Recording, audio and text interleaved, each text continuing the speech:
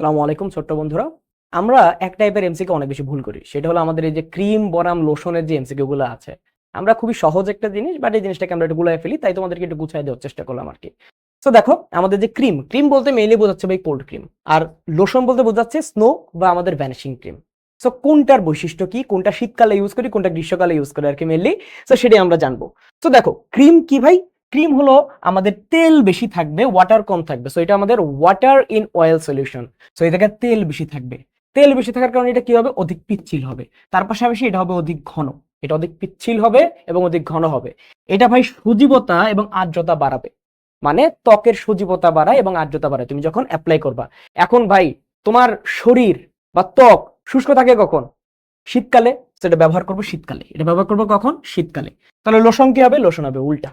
তার মানে এটা আমাদের অয়েল ইন ওয়াটার, মানে আমাদের পানি থাকবে বেশি, তেল থাকবে কম, পানি থাকবে বেশি। সো এই জায়গায় তেল কম। তো তেল যদি কম হয় তাহলে ঘনও কম হবে, ঘনও কম হবে, পিচ্ছিল কম হবে, পিচ্ছিল কম হবে। এই জায়গায় আমাদের আর্দ্রতাও বাড়াবে না, এই জায়গায় আর্দ্রতা বাড়াবে না।